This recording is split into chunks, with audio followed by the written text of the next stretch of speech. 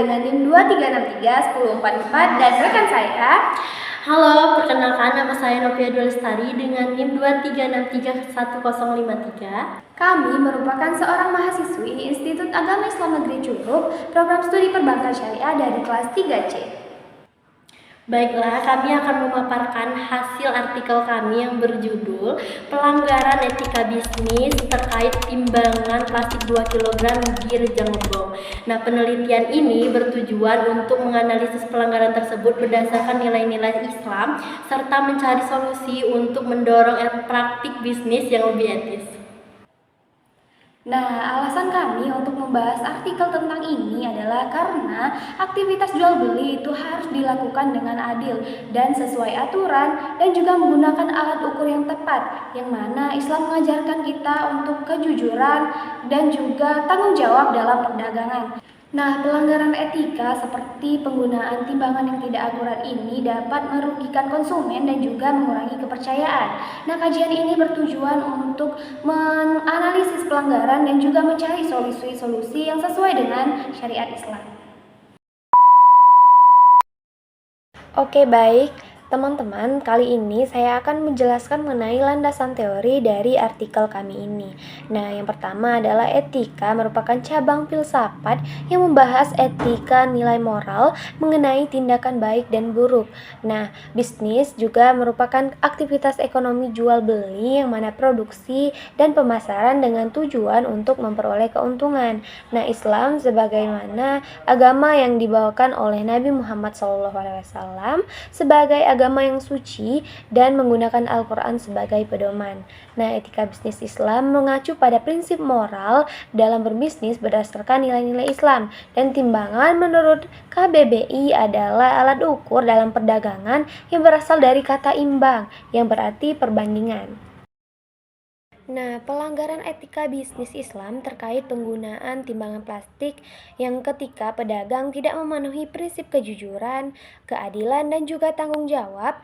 Timbangan plastik yang pada umumnya kurang akurat dan tidak sesuai standar, maka berpotensi merugikan konsumen. Nah, penggunaan timbangan ini dalam perdagangan dianggap melanggar prinsip mizan di dalam Islam, yakni kewajiban menimbang dengan adil sehingga mencederai kepercayaan konsumen dan juga nilai-nilai syariah. Oke, baik teman-teman, penelitian kami ini menggunakan pendekatan kualitatif deskriptif, yang mana teknik pengumpulan datanya yaitu melalui studi literatur. Nah, data utamanya itu berasal dari jurnal akademik, artikel ilmiah, dan juga publikasi terkait etika bisnis Islam serta penggunaan timbangan dalam perdagangan. Penelitian ini menunjukkan bahwa pelanggaran etika bisnis terkait penggunaan timbangan plastik 2 kg masih marak di kalangan masyarakat di Rejang Lebong, terutama pedagang kecil di pasar atas. Nah, meskipun ada larangan resmi dari pemerintah, mayoritas pedagang tetap menggunakan timbangan plastik yang tidak memenuhi standar metrologi sehingga berpotensi merugikan konsumen. Penelitian terkait pelanggaran etika bisnis pada penggunaan timbangan 2 kg ditemukan adanya ketidaksesuaian antara berat timbangan dalam praktik jual beli di Rejang Lebong. Selisih berat biasanya mencapai 100 gram sampai 200 gram. Nah, hasil penelitian juga mengungkapkan bahwa kurangnya pemahaman pedagang tentang etika bisnis Islam dan standar penggunaan alat ukur yang benar menjadi salah satu faktor utama mengapa banyak dari mereka tetap menggunakan timbangan yang tidak memenuhi standar. Salah satu alasan mereka mengapa masih menggunakan timbangan plastik adalah karena harganya yang lebih terjangkau, dan selain itu timbangan plastik juga dianggap lebih praktis dan ringan dibandingkan timbangan manual. Maka diperlukan strategi untuk mengurangi timbangan plastik 2 kg di Rejang Lebong. Yang pertama itu adalah edukasi kepada pedagang dan konsumen tentang penggunaan timbangan. Maka diperlukan strategi untuk mengurangi penggunaan timbangan plastik 2 kg di Rejang Lebong. Yang pertama itu adalah edukasi pedagang dan konsumen tentang pentingnya kejujuran dan dampak negatif dari kecurangan.